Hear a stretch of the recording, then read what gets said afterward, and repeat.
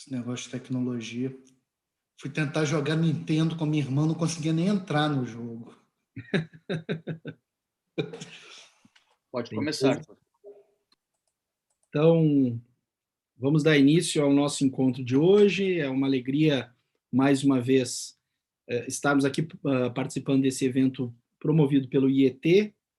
Temos aqui a alegria de ter conosco dois importantes professores de direito, né? Não sei se o professor Mitidier já se considera um tributarista, depois de tantas participações em lives envolvendo essa matéria, mas vamos imaginar aqui que temos dois processualistas barra tributaristas, portanto, aqui vão dispensar maiores apresentações. O nosso encontro de hoje é bastante informal, mas temos a alegria aqui de ter o amigo Daniel Mitidiero e o amigo Daniel Giotti, né, um professor da nossa Universidade Federal do Rio Grande do Sul, o outro doutor pela UERJ, na qual a banca participei, fico muito honroso de ter estado naquele momento do colega Daniel Giotti, também professor de vários cursos de especialização, inclusive da especialização que é promovida pelo IET, e hoje nós vamos ter um tema que, obviamente, já é conhecido de todos que atuam na área tributária, um tema que vem tirando o sono, né, de praticamente todos que atuam nesse campo do direito, né? Não é à toa que esse caso veio a ser chamado de a tese do século, né? Possivelmente porque, né, os advogados da área privada aqui vão demorar um século para se recuperar dessa decisão, a depender do que o Supremo vier a decidir. E dentro desse esquadro aqui do nosso debate de hoje, que nós temos, então, né, tanto o nosso colega Mitidier e o nosso colega Giotti, né, nós vamos aqui tentar dar um enfoque na discussão envolvendo a modulação de efeitos dessa nossa do tema 69, que vai ser agora apreciado no dia 29 de abril. Então, na ordem aqui dos nossos trabalhos, nós vamos estabelecer mais ou menos 20 minutos para cada um dos nossos convidados, para fazer a sua curta apresentação, né? E depois a gente traz também mais algumas considerações ao debate, né? Mas eu só queria, para contextualizar aqueles que estão aqui nos assistindo, né, que no dia 29 agora deste mês de abril, o Supremo vai apreciar, depois de muito tempo, né, os advogados estão aguardando há quase uma década essa modulação, a decisão acerca dessa modulação de efeitos, e o Supremo, então, se coloca aqui num cenário eu chamaria de uma crise dogmática, na medida em que muito vem se discutindo acerca da postura do Supremo Tribunal Federal diante desses casos tributários em que, de forma reiterada ou de forma quase obrigatória e necessária, vem se suscitando a questão da modulação de efeitos, né? Também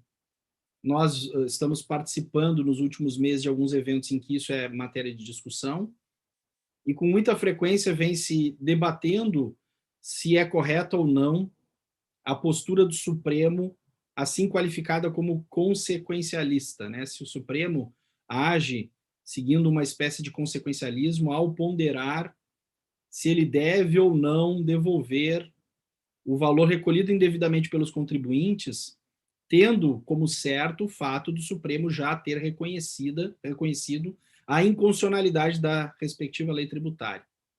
E uma coisa que chama sempre a atenção para mim é verificar se isso realmente é um suposto consequencialismo do Supremo ou se é a mais pura arbitrariedade. A mais pura arbitrariedade no sentido de não ter razões justificáveis para o Supremo sequer deliberar essa modulação de efeitos.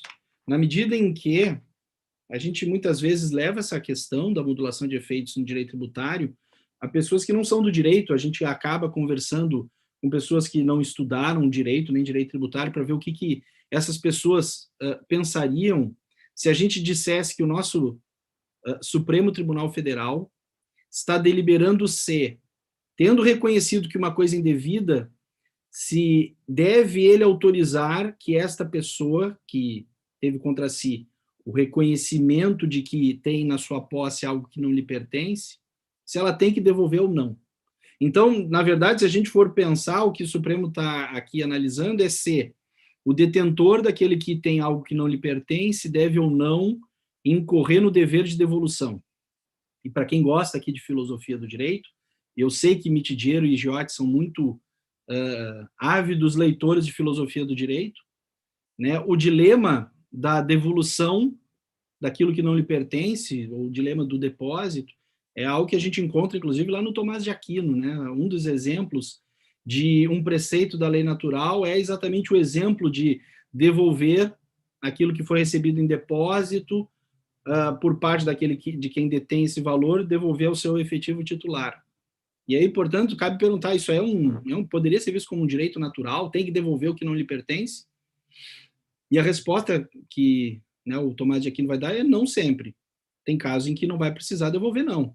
Se, por exemplo, a gente está diante de alguém que entregou em depósito uma arma e o titular dessa arma está embriagado, está enraivecido e quer pedir de volta, não é justo, não é correto devolver àquela pessoa aquele bem que lhe pertence.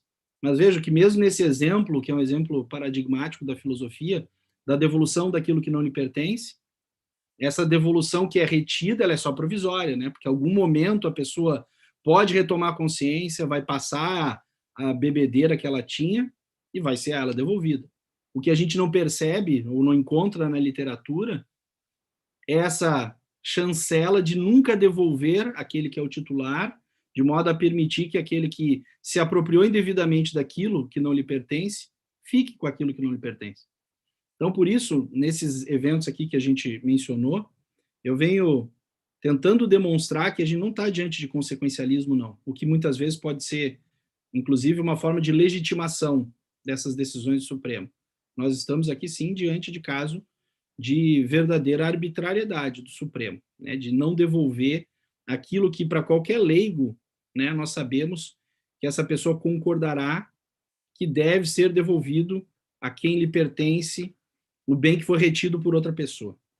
Então, com isso, a minha primeira provocação aqui aos dois é exatamente no sentido de tentar entender como se legitima essa questão de o Supremo ter reconhecido o indébito, porque o mérito ele não está muito em foco aqui no dia 29. Né? A gente já sabe que o Supremo reconheceu que este valor é indevido, por decisão já transitada em julgado. O que se quer ver é, olha, mesmo sendo indevido, tem um dever de devolver o que é indevido, o que é para alguns uma tautologia, uma questão óbvia, né? O Supremo está deliberando já há bastante tempo sobre isso. Então, com essa primeira provocação, eu tenho algumas outras para fazer depois, né? Eu passo a palavra, então, para o nosso convidado de hoje, professor Daniel Giotti. Boa noite a todos. Queria agradecer o IET na pessoa do Arthur, que vai nos mediar aqui, e o Pedro Adame também, que está nos acompanhando pelo Zoom. Saudar o meu querido amigo Daniel Mitidiero, grande processualista. O tema que a gente vai tratar é, acima de tudo, processual. Então, percebemos que não há paridade de armas aqui, porque ele realmente é um grande processualista e eu sou um palpiteiro. Temos em comum, porém, e assim também com o Arthur, a nossa predileção por filosofia, por teoria do direito, por literatura, por música, por futebol e pelo Rio Grande do Sul. Eu amo o estado do Rio Grande do Sul. O Arthur sabe, sempre que tem uma oportunidade para eu falar, pode me chamar. Espero que, com o fim da pandemia, surjam de novo essas oportunidades. E tenho uma grande estima pela teoria do processo do Rio Grande do Sul, desde o professor Vídeo Baptista, pelo direito tributário, que tem grandes nomes também, sobretudo o professor Humberto Ávila, pelo direito constitucional, pela teoria do direito, Lênin Streck. Então, é um estado que eu tenho profundo carinho. Aqui atrás está também o Érico Veríssimo, o Tempo e o Vento. Então, eu estou muito feliz de estar aqui. Feita essa introdução, eu quero dizer que eu pensei muito qual seria a minha fala nesse evento, porque, como o Arthur mencionou, eu sou doutor em Finanças Públicas pela UERJ, Tributação e Desenvolvimento, sou procurador da Fazenda Nacional, já digo que não atuo no caso, atuei em priscas eras, quando eu era procurador no início da carreira, enfrentei várias vezes a questão do ICMS na base de cálculo do PIS e COFINS. Mas hoje, e já há muito tempo, a questão no Supremo Tribunal Federal e sobrestados os outros processos, não tenho qualquer atuação junto à CRJ, né? Na verdade, a coordenação do STF da PFN que atua. Então, eu não estou aqui fazendo uma defesa em nome da PFN, mas me sentindo a obrigação de colocar os argumentos da Procuradoria da Fazenda Nacional, até porque foi mencionada essa minha qualidade. Devo dizer que eu não sou o maior entusiasta da modulação de efeitos. No mundo ideal, e a gente vai falar muito de mundo ideal aqui, com todo o respeito a quem pensa diferente, eu acho que o novo Código de Processo Civil, ele, na verdade, está buscando coerência, integridade na jurisprudência, que é algo que não existe ainda e que talvez nunca exista. Mas, embora eu não seja um entusiasta da modulação dos efeitos, por conta da minha formação jurídica, eu me considero um positivista, tenho essa grande diferença em relação ao professor Arthur, mas eu sei que o direito funciona de outra forma. O direito hoje, sobretudo, funciona como uma prática argumentativa. E essa é a minha base de análise. Não vou dizer que chega a ser um realismo ao gosto dos norte-americanos, mas talvez seja um realismo genovês, que o professor Daniel Mitigiero tão gosta. O direito, na verdade, não só, mas sobretudo, o que os juízes decidem. E, portanto, o precedente tem uma força muito grande no sistema jurídico brasileiro, e a gente entrou em algo que eu considero uma enrascada. Para ficar com uma metáfora aqui, porque eu acho que esse caso é dantesco, no canto 7º do Inferno de Dante, Dante começa dizendo assim, Pape Satan Alep, que é até o nome do último livro do Umberto Eco. E ninguém sabe o que isso significa. E a impressão que eu tenho, professor Mitigiero, é que por mais que o Código de Processo Civil tenha avançado, por mais que a jurisprudência tenha avançado, e por mais que a doutrina, no direito tributário, mas sobretudo no processo civil, lida com precedentes, lida com modulação, lida com superação de precedentes, a gente está lidando com algumas questões pela primeira vez na história do direito brasileiro. Não é o melhor caso para isso, vou ser sincero aqui como acadêmico. Um caso que envolve as cifras que todo mundo diz, 250 bilhões, há quem diga 1 trilhão, não é o melhor caso para a gente decidir como é que a gente vai lidar com precedente e, mais do que isso, com superação de precedente, que me parece que é o caso sob a ótica da Procuradoria-Geral da Fazenda Nacional. Bem, para eu mostrar a tese que a Procuradoria da Fazenda está defendendo, eu tenho que fazer um apanhado dos 11 votos dos ministros do Supremo Tribunal Federal. Dessa atual composição, não votaram, porque na época não eram ministros, Alexandre de Moraes e Nunes Marques, mas os outros 9 ministros votaram. E são aquelas decisões em direito tributário, tipo controladas e coligadas, em que é muito difícil descobrir o que o Supremo realmente decidiu. Porque ontem eu fiz esse exercício após algum tempo, eu li todos os votos, são 227 páginas, salvo engano, e você tem 2 teses de fundo, sendo que 7 votos são favoráveis pela retirada do ICMS da base de cálculo do PIS e COFINS, 4 votos são favoráveis a que permanecesse a inclusão da base de cálculo, e alguns dos ministros já deram pistas sobre o que eles pensam de modular ou se havia um precedente. Então, eu achei por bem fazer uma pequena suma de como voltou cada um dos ministros.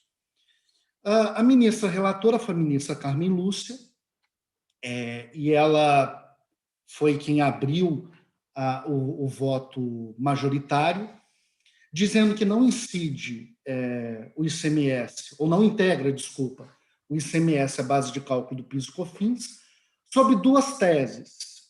A tese principal, que eu diria, é que pelo conceito contábil de faturamento, ou melhor, pelo conceito constitucional de faturamento, você não poderia pegar um ingresso que apenas fica por algum tempo na contabilidade do consumidor, do produtor de uma mercadoria ou do distribuidor de uma mercadoria e fazer com que aquilo ali seja a base de cálculo do PIS e COFINS. Essa foi a tese principal da ministra Carmen Lúcia, a meu sentir. E a tese acessória foi relembrando um voto que era minoritário, do ministro Marco Aurélio, no sentido de que seria incabível tributo constituir a base de cálculo de outro tributo. Foram essas duas teses. Mas principal, pelo menos por tudo que eu li, a ideia de que o conceito de faturamento não abarca que o ICMS esteja ali incluso. Depois dela, eu não vou lembrar isso tudo de cabeça, então eu vou na minha colinha aqui. Depois dela, houve o voto do ministro Fachin, que foi em sentido totalmente oposto, dizendo que o ICMS deve se integrar à base de cálculo do PIS e COFINS, e um dado relevante para a gente pensar aqui, inclusive admitindo um recurso especial, salvo engano, de 2016, do STJ, que continuava com aquela ideia da súmula 94 do próprio STJ, de que o ICMS integra a base de cálculo do fim social que veio a ser substituído pelo PIS. O ministro Marco Aurélio, eu tenho dificuldade de saber em que momento ele votou, né? Porque ele falou e depois voltou a falar, mas vou colocar que ele já antecipou o voto depois do ministro Fachin. E o ministro Marco Aurélio disse, sobretudo, que não integra o ICMS à base de cálculo do PIS e COFINS, com base na convicção de que ele já tinha que isso não integraria o conceito de faturamento e que não seria do figurino constitucional a possibilidade de um tributo fazer parte da base de cálculo de outro tributo. Ele sugere, inclusive, que quando o Supremo Tribunal Federal analisou a questão da emenda constitucional, que trouxe a questão de faturamento ou receita bruta para a Constituição, que inseriu essa possibilidade das contribuições sociais terem como base de cálculo tanto faturamento quanto receita, isso já teria sido definido. Então, me leva a crer que a tese principal do ministro Marco Aurélio é que o ICMS não pode integrar a base de cálculo do PIS e COFINS por conta do conceito constitucional de faturamento, e aí ele deixa entender que isso já estaria definido pelo Supremo desde o julgamento da emenda constitucional.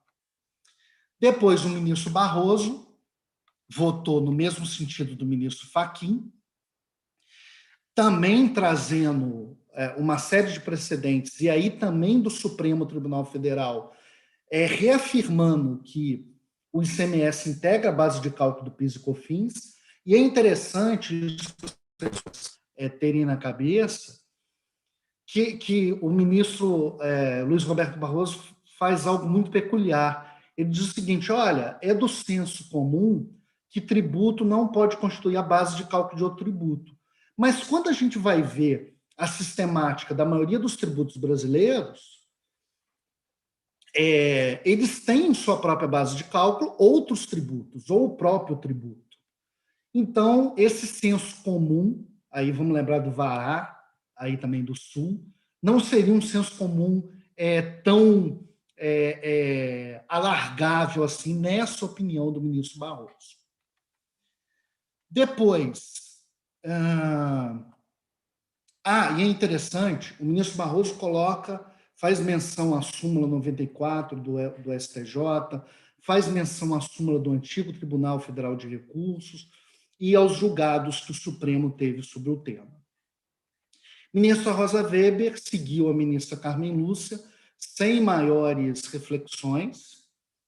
Ministro Fux votou também no sentido da ministra Carmen Lúcia, dizendo que, isso é importante, a ratio decidendi, digamos assim, do voto do ministro Fux, foi que tributo pode fazer parte da base de cálculo de outro tributo, mas que, nesse caso, o conceito de faturamento não admitiria o ICMS na base de cálculo do PIS e COFINS. Ministro Toffoli disse que é possível que se faça parte.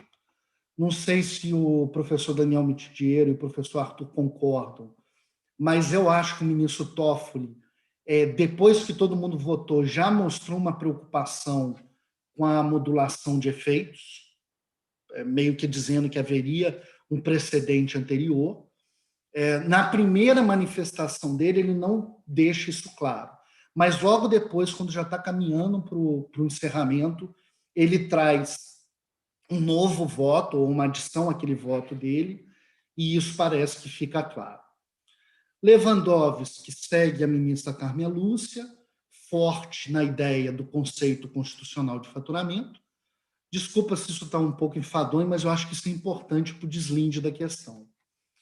E, finalmente, o voto que é mais emblemático para mim, o ministro Gilmar diz que o ICMS faz parte da base de cálculo do PIS e COFINS, fala que essa decisão terá efeitos antissistêmicos, e aí ele deixa claro que há teses anãs ou teses correlatas, né?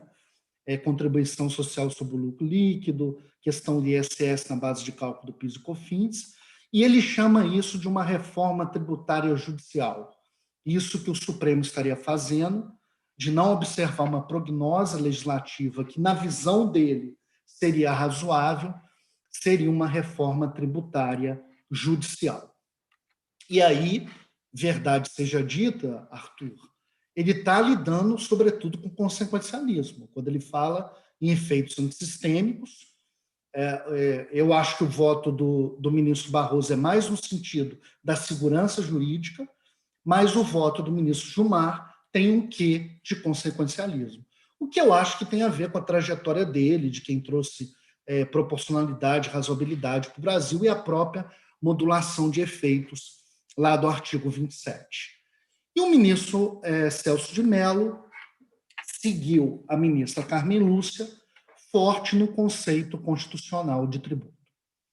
Então, por tudo isso, a gente pode pensar que a tese principal que o Supremo acatou foi a de que o conceito constitucional de faturamento não permite que o ICMS integre a base de cálculo do PIS e COFINS, sendo que alguns ministros votaram também no sentido, sobretudo o ministro Marco Aurélio, de que tributo não pode constituir base de cálculo de outro tributo.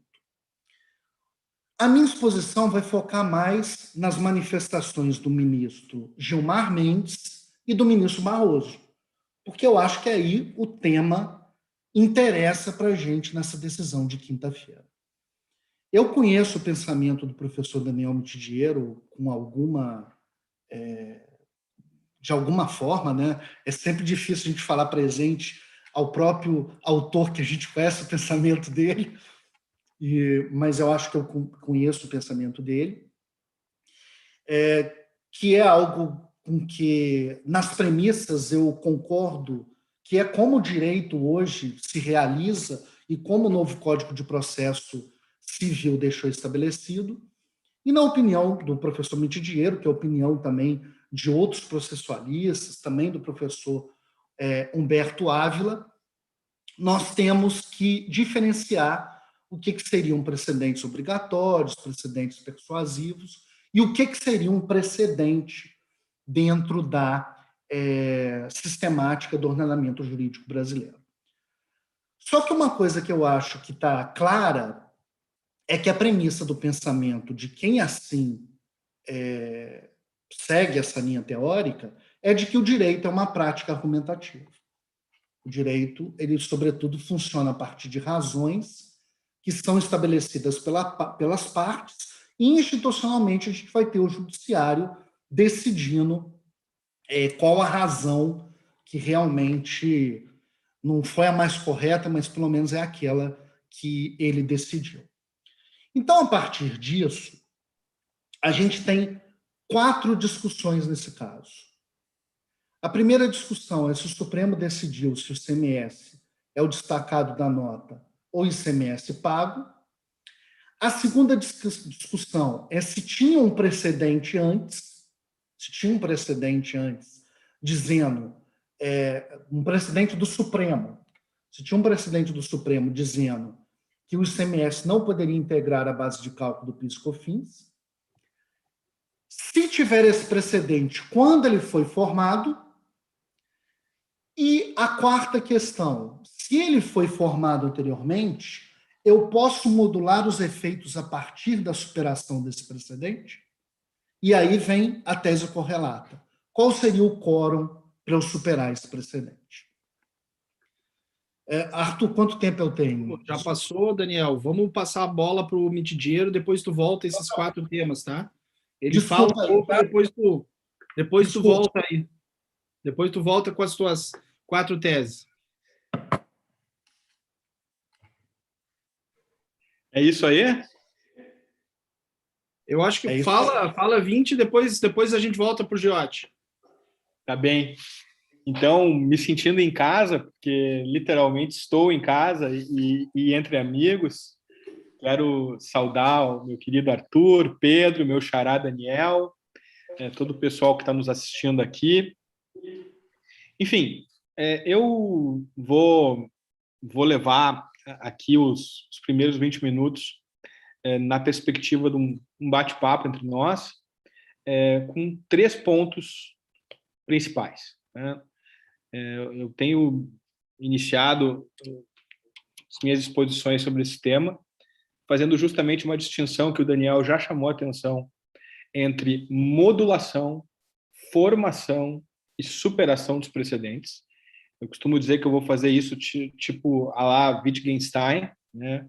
Propondo uma varredura do chão da linguagem. Em segundo lugar, eu vou propor assim, aos queridos colegas e às colegas que estão nos assistindo a seguinte questão: doces ou travessuras? Doces ou travessuras? E, em terceiro lugar, eu quero refletir um pouquinho sobre o Estado de Direito e a sua direção. Qual é a direção do Estado de Direito? Isso dentro dos meus 20 minutos aqui, iniciando, lembrando que há menos de 15 minutos atrás, eu recebi aqui no meu telefone o push da Folha de São Paulo, me dando como o valor em jogo, o valor que foi inquestionavelmente arrecadado de forma indevida pela Fazenda Pública como 225 bilhões. Não sei se é 225 bilhões, mas, de acordo com o Supremo Tribunal Federal, foi indevidamente arrecadado pela Fazenda Pública. Bom, se isso se colocou na linha do tempo, a gente vai discutir depois. O Daniel certamente tem contribuições importantes para dar sobre esse tema. Inclusive, eu quero dizer que um amigo meu, queridíssimo amigo, atua lá no Supremo nesse caso e está trabalhando nesse caso, que é o Paulo Mendes, que é teu colega, Daniel. Paulo Mendes de Oliveira, um queridíssimo amigo. Eu costumo dizer que ele é procurador da Fazenda, mas é meu amigo. Podia ser pior, podia ser procurador da República, né? O pessoal do penal brinca. Eu tenho vários amigos procuradores da República também, é uma brincadeira que a gente faz. O pessoal diz a mesma coisa. Ele é advogado, mas é meu amigo. Quero dizer que eu vou começar a cobrar royalties. Se me chamarem de tributarista, eu vou ter que começar a cobrar que nem tributarista. Eu não vou ter cliente, porque, afinal de contas, fiz a opção errada, fui ser processualista. Mas, enfim, eu agradeço muito o convite. Vou te passar boletos, Daniel, tu não vai ganhar nada. Vamos lá, vamos começar da seguinte maneira. Eu tenho estudado o tema do precedente, e aí quero dizer que nós estamos em paridade de armas, Daniel. Porque o tema do precedente é um tema de teoria do direito, não é um tema de processo civil. Então, como eu não sou um teórico do direito, então eu me sinto assim um interessado. Eu me sinto assim, um interessado no tema. Vamos começar dessa maneira. Nós estamos em paridade de armas. Eu diria que eu venho me interessando por esse tema desde 2013, quando eu escrevi um livro chamado Cortes Supremas. Depois desse livro, eu escrevi um outro chamado Precedentes, em 2016, e fui escrevendo alguns livros satélites, vamos colocar o seguinte, dessa maneira. Mas nesses 2 livros, o que me chamou a atenção, em primeiro lugar, foi a necessidade de nós distinguirmos algo que, na prática do direito constitucional, não vinha sendo distinguido, que é decisão e precedente. E essa distinção entre decisão e precedente me parece muito importante, porque a gente consegue, a partir dela, distinguir modulação de efeitos da decisão em controle de constitucionalidade, do fenômeno ligado ao precedente, seja a sua formação, seja a superação do precedente. Então, é um primeiro ponto. E como é que eu distingo essas duas coisas? Sabe? A decisão é um discurso, tem razões, cuja direção é a solução de um caso concreto. E o que é mais importante dessa decisão é um dispositivo, que vai nos dar um comando, vai nos dizer como a gente deve se comportar. O que é a modulação de efeitos? A modulação de efeitos é uma maneira da gente conter os efeitos de uma declaração de inconstitucionalidade. Então, a ordem jurídica chega à seguinte conclusão: é muito mais grave para a própria Constituição e para os direitos fundamentais fazer retroagir a inconstitucionalidade do que manter determinados atos praticados com base em uma lei declarada inconstitucional, ou vice-versa. Qual é a ideia? A ideia é que eu vou manter atos que foram praticados de forma indevida. Por essa razão, eu tenho um quórum qualificado, porque eu preciso manter atos inconstitucionais em vigor. Só que eu mantenho esses atos inconstitucionais em vigor porque eu preciso, com isso, promover mais a Constituição, promover mais os direitos fundamentais. Isso não é uma tese minha, quem caracterizou isso, e a meu juízo caracterizou muito bem, foi o Humberto, nosso querido amigo, professor Humberto Ávila, lá no Teoria da Segurança Jurídica, e ele, a meu juízo, demonstra muito bem como essa técnica de controle da constitucionalidade, uma técnica de nulificabilidade, de respeito a situações consolidadas, ela deve ser orientada por um maior respeito à Constituição. Com isso, eu estou querendo dizer basicamente o seguinte: eu não posso, com base no artigo 27 da lei da DIN e da DC, ou dos seus correlatos, da lei da DPF, ou da súmula vinculante, eu não posso, de maneira alguma, manter um Estado desconforme a Constituição e que não promove a Constituição e não promove os direitos fundamentais. Então, eu diria o seguinte: dentro da primeira tese, se eu fosse olhar agora para o caso ICMS e PiscoFins, eu diria, não dá para modular, porque aquilo que foi arrecadado de forma indevida, o não devolver para as pessoas que pagaram de maneira indevida não promove o Estado de Direito, não promove a segurança jurídica, não promove o universalismo das normas, não promove direitos fundamentais. Pelo contrário, degrada a força do direito. Então, eu deixaria de lado. Então, nós não estamos falando aqui de modulação de efeitos em decisão de inconstitucionalidade. O que a gente tem que pensar agora é se a gente está falando em formação de precedentes ou superação de precedentes. E se é superação dos precedentes, se essa superação tem que ser com força retroativa ou com força prospectiva. É disso que a gente está falando. E quando a gente está falando dos precedentes, a gente está falando em um metadiscurso. A gente está falando de um discurso que se estabelece sobre um discurso. Eu formulo razões com base em razões. Eu formulo um enunciado sobre o enunciado da decisão. A parte da decisão que importa são as razões. E essas razões são objeto de um discurso que eu formulo. Então, é um metadiscurso. se eu quisesse seguir um pouquinho adiante, eu diria que a tese ou a súmula é um meta-discurso, porque é um discurso que se realiza sobre o precedente, né?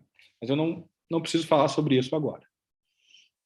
E aí o que a gente precisa examinar aqui é basicamente o seguinte: nós estamos ou não diante de um caso de superação do precedente?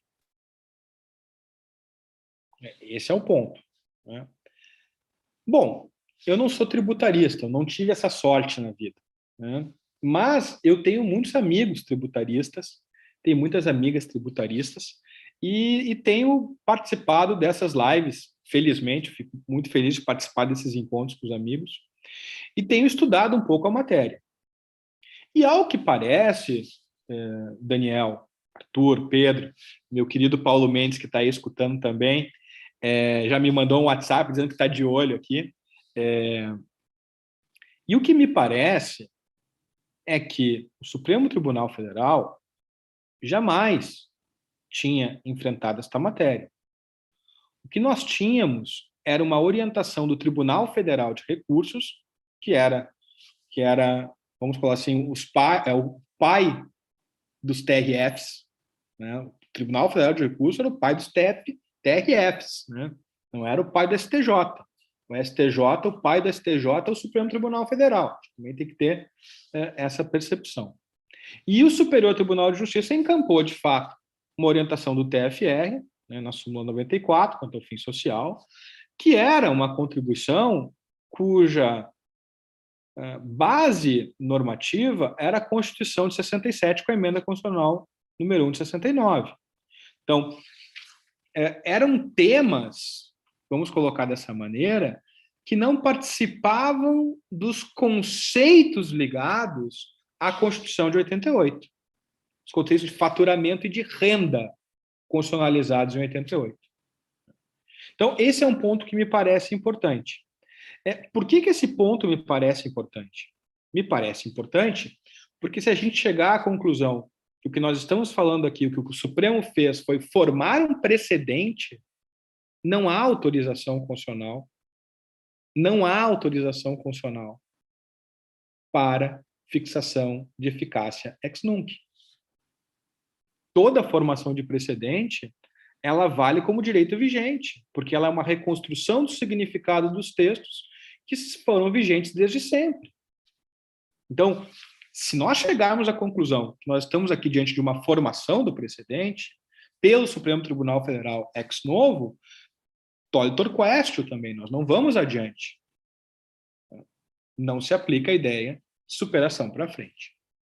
Por amor ao debate, nós temos que considerar a possibilidade de nós estarmos aqui falando em superação para frente do precedente.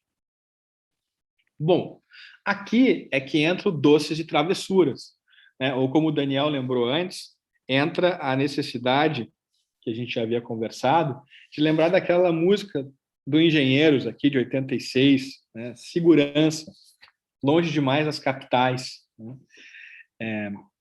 Você precisa de alguém que lhe dê segurança, né? Senão você dança. Quem é que vai me dar segurança? E aqui também a gente tem uma conformação particular das nossas cortes, né? E é interessante porque desde 1891 nós temos o Supremo Tribunal Federal como uma corte de vértice. Em 88 a gente acabou de uma maneira talvez inadvertida, mas seguindo uma orientação, uma sugestão de José Afonso da Silva, nós tivemos uma bipartição. Tal como acontece, por exemplo, na Alemanha e na Itália, nós temos duas cortes, vamos colocar dessa maneira, de vértice. No caso brasileiro, nós temos o Superior Tribunal de Justiça, que é uma corte de vértice de direito federal, e nós temos o Supremo Tribunal Federal, que é uma corte de vértice de direito constitucional e é corte constitucional. Tem essas duas qualidades. Eu não posso, naturalmente, aqui distinguir corte constitucional de Suprema Corte de Direito Constitucional, mas, enfim, nós sabemos que o Supremo Tribunal Federal acumula esses dois cargos, essas duas funções, e fica tudo muito bem, e aqui vem o ponto, fica tudo muito bem quando a gente tem no STJ discutindo questões federais. o Supremo Tribunal Federal discutindo questões constitucionais. O problema é que, muitas vezes, para usar uma expressão que o Marinoni gosta de usar, existem situações em que há uma zona de penumbra entre o STJ e o Supremo. E quando é que há uma zona de penumbra entre o STJ e o Supremo? Há uma zona de penumbra entre o STJ e o Supremo quando o STJ interpreta a lei federal à luz da Constituição. Nessas situações, o STJ se coloca em uma situação em que o Supremo Tribunal Federal irá necessariamente examinar o seu trabalho. E qual é o mecanismo pelo qual o Supremo Tribunal Federal e o STJ estabelecem esse diálogo? É o seguinte mecanismo.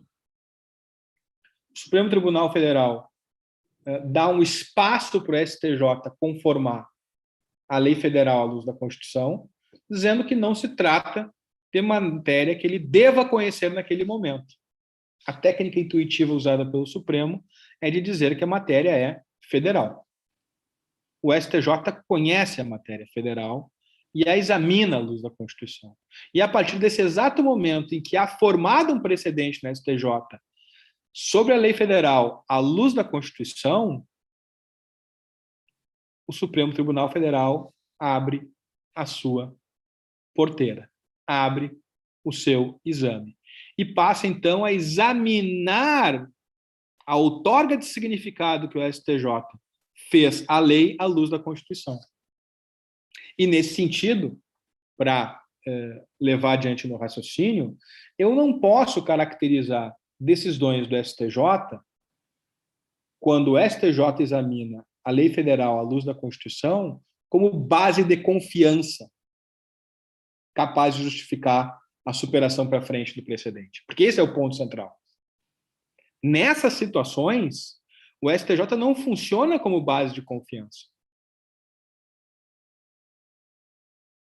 Bom, se isso é verdade, então a invocação dos ministros Fachin e Barroso de que havia já uma orientação sedimentada sobre a matéria na STJ, capaz de respaldar a atuação da União, ela fica enfraquecida. Porque, na verdade, quem dá a última palavra, porque nós precisamos de alguém que dê a última palavra desde o ponto de vista metodológico do sistema jurídico brasileiro, é o Supremo Tribunal Federal. Nesse sentido, e sem também querer ir demais, porque eu quero escutar o contraditório do Daniel aqui, nesse sentido, e também do Arthur e do Pedro, e de quem quiser intervir no debate, naturalmente, nesse sentido, a gente percebe que não é caso nem de modulação de efeitos em decisão de inconstitucionalidade. Nós não estamos diante de uma hipótese de superação do precedente.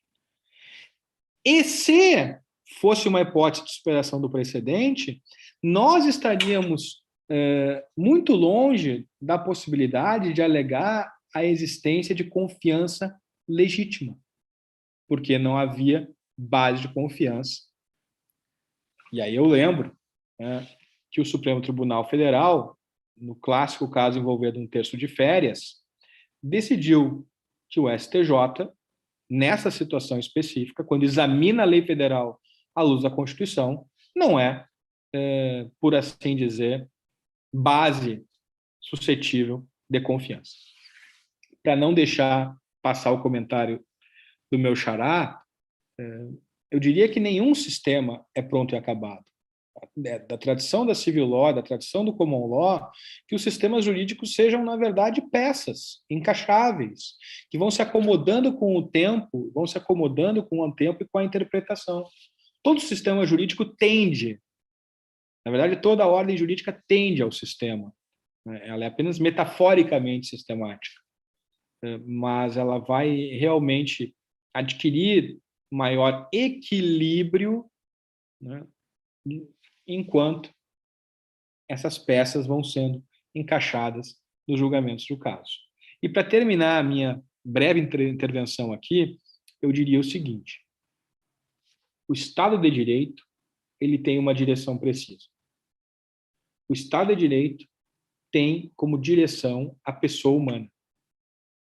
Essa é a direção do Estado de Direito. Isso é banal, isso é no artigo 1º da nossa Constituição. Mas isso significa algo muito importante. Nós vamos fazer com que 229 bilhões sejam tratados como butim e a ordem jurídica como um bando de saqueadores, ou nós vamos devolver as pessoas que foram injustamente desassistidas, espoliadas desses valores? Essa é a pergunta que me parece importante para que a gente leve à frente o Império do Direito. Arthur, para começar, assim, seriam essas minhas colocações. Fica ótimo. Obrigado, então, Mitidiero também ficou dentro dos teus primeiros 20 minutos. E já vou passar a palavra para o Giotti. Vamos chamar aqui pelos sobrenomes, até para, né, não confundir aí o nosso espectador. Mas antes de passar a palavra para o Giotti, eu queria talvez também tecer alguns comentários que eu já aproveitaria para ouvir os dois aí na segunda rodada. E não sendo eu processualista, né, obviamente vou fazer aqui uso da armadura teórica que os dois convidados já aqui trouxeram em relação a algumas considerações de processo. E tanto da fala do Giotti quanto do Mitidiero, eu teria dois comentários assim adicionais a fazer. Eu gostaria depois de ouvir vocês. Principalmente, em primeiro lugar, em relação ao que o Giotti apresentou aqui, fazendo essa digressão assim, bem detalhada e bem precisa e minuciosa dos votos de cada um dos ministros que participou do julgamento do mérito, de modo a tentar demonstrar ali todas as diversas visões que a corte poderia ter adotado nesse julgamento, o que talvez a gente precisaria aqui refletir se todas essas visões divergentes, elas são suficientes para colocar em dúvida o fato, pelo menos para mim, acho que o Mitidiero aqui na parte final da fala dele também, na minha leitura, se encaminhou para essa conclusão, que é incontroverso que o Supremo reconheceu que algo é indevido. Né? Eu acho que ninguém aqui está sonhando outra coisa. Né? Então, não importando assim, a lupa que a gente puder usar em cada um dos votos, qualquer um que conduzir uma conclusão no sentido de dizer, olha, acho que o Supremo não reconheceu o indébito, acho que essa pessoa estaria interpretando errado o cenário. E, portanto, aqui para nós, que somos todos amantes da filosofia, e aqui especialmente o Giotti, que pesquisou muito teoria da complexidade, não sei se não é o caso da gente aplicar também a navalha de Ockham aqui, né? Em que muitas vezes a resposta mais simples, mais evidente, é aquela que já resolve adequadamente o problema. E, portanto, se é incontroverso que é indevido, aí volto à questão, né, por isso que eu fiz aquelas analogias de início, antes da gente entrar nessas 4 temáticas que o Giotti bem sintetizou, olha, qual é o quórum, se é modulação, se houve ou não precedente, tem aí pela navalha de Ockham, né, essa necessidade, para mim, pelo menos, e para qualquer leigo que venha nos escutar, se é indevido, tem que devolver.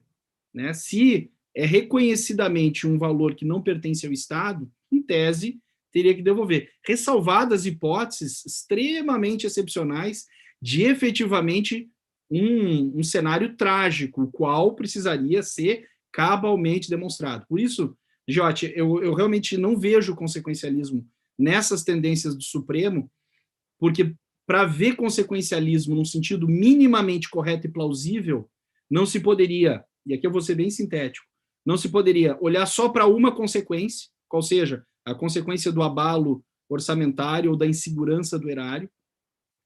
Essa consequência não poderia ser para aquele, ou favorável àquele que perdeu a ação. Nunca a gente pode imaginar que quem foi o perdedor vai sair o ganhador de uma ação. Acho que o Daniel talvez possa me corrigir nisso, né, na parte da dogmática do processo. E o mais importante, a causa da consequência é tão importante quanto a consequência. E a causa da consequência é um ilícito praticado por aquele que, se houver modulação, vai se beneficiar. E, portanto, como essas 3 coisas não são consequencialismo em nenhum sentido pelo menos conhecido por aqueles que estudam consequencialismo, nós temos aqui a arbitrariedade. Então, assim, a primeira questão, para mim, seria a gente tentar entender se essa premissa inicial, o indébito tem que ser devolvido, se ela pode ser facilmente superada. Acho que não. E o segundo ponto aí é em relação à fala do Mitidiero, que ele ali bem mencionou da confiança em relação a precedentes que são gerados, e aqui eu vou fazer menção àquele ofício que o Procurador-Geral da Fazenda Nacional encaminhou ao ministro Fux, agora, algumas semanas atrás, e ali se apresenta um raciocínio genealógico dos precedentes do Supremo, né, e ele destaca, olha, o que teve lá no julgado do RE 240-785, em 2006, aquilo ali não valeu nada, porque não tinha repercussão geral. E, portanto, o que vale efetivamente é agora, né, o tema 69, que vai ser julgado com repercussão geral. E aí, por isso, aquela leitura que o Daniel Mitidiero fez antes, no sentido de gerar confiança. E, aqui, como advogado que defende contribuinte, eu vou dizer, olha, eu tinha confiança na tese desde 2006. Eu, na verdade, convenci os meus clientes em 2006 e diante de que a tese era boa porque o Supremo já tinha formado maioria.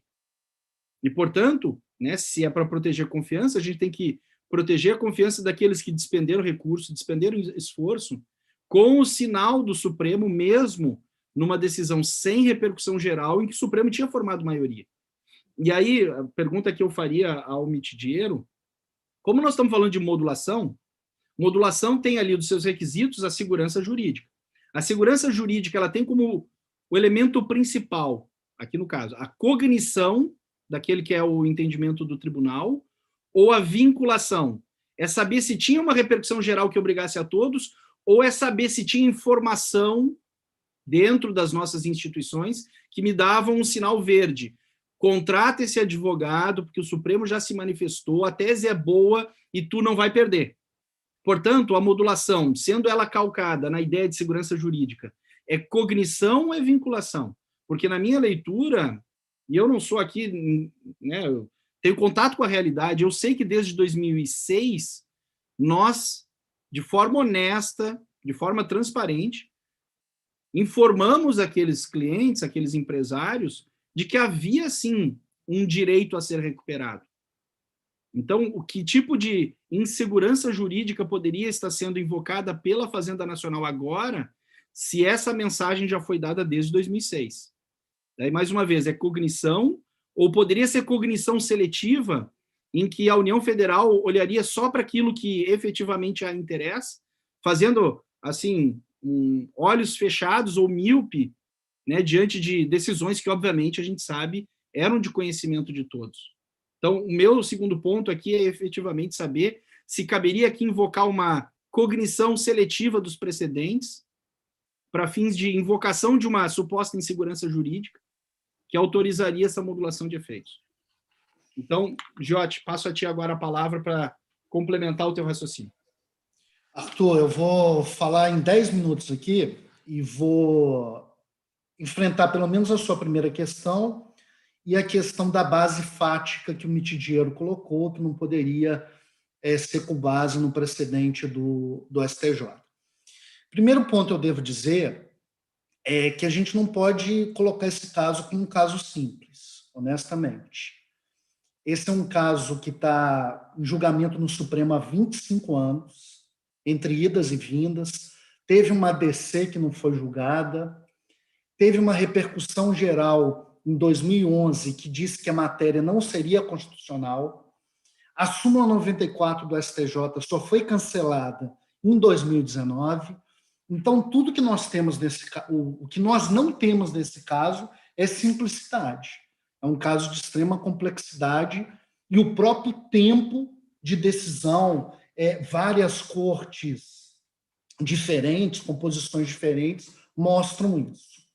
E se a gente for pegar a teoria geral do direito, a teoria geral do direito constitucional, modulação de efeitos existem justamente para regular questões que muitas vezes demoram tanto tempo que situações jurídicas vão se consolidando ao longo do tempo. Então, por mais que você tivesse essa convicção até doutrinária e como advogado de 2006, Eu não sei se todo mundo poderia ter a mesma convicção, tendo uma repercussão geral do Supremo em 2011 e tendo essa súmula do STJ, pelo menos até 2019. E aí eu enfrento o ponto do Mitidiero, que ele diz que, na verdade, nós teríamos a formação de um precedente novo. Eu estou adotando aqui a premissa teórica dele. Precedente novo, você não pode ter modulação por segurança jurídica. Vamos aproximar aqui, se a gente for entrar para o interesse social, aí a gente abre outro flanco. Então, vou ficar na questão da segurança jurídica.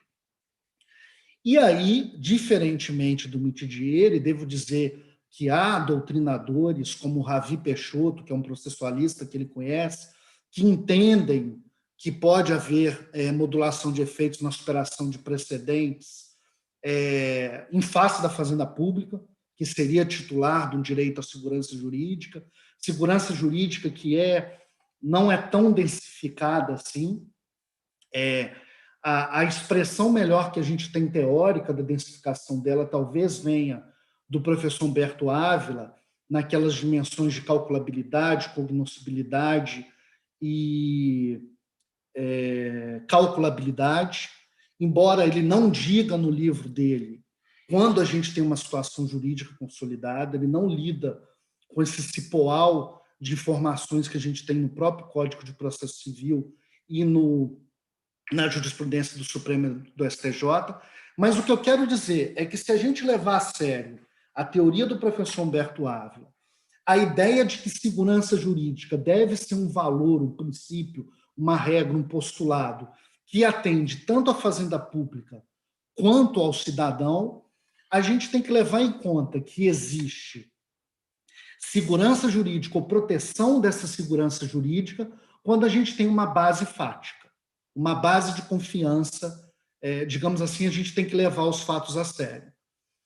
E se a gente pensar que o guardião da Constituição, em 2011, disse que a matéria continuava a ser infraconstitucional, até uma decisão do Supremo, o STJ continuou com a súmula dele e teve também um recurso especial, eu não vejo como a gente extrair do Código de Processo Civil ou da própria Constituição da República, por mais que haja essa decisão no tema do texto constitucional de férias, que o Mitidiero deve concordar comigo que é a única decisão que o Supremo teve. Ele não se debruçou sobre um caso tão complexo que demorou tanto tempo e que teve tantas nuances.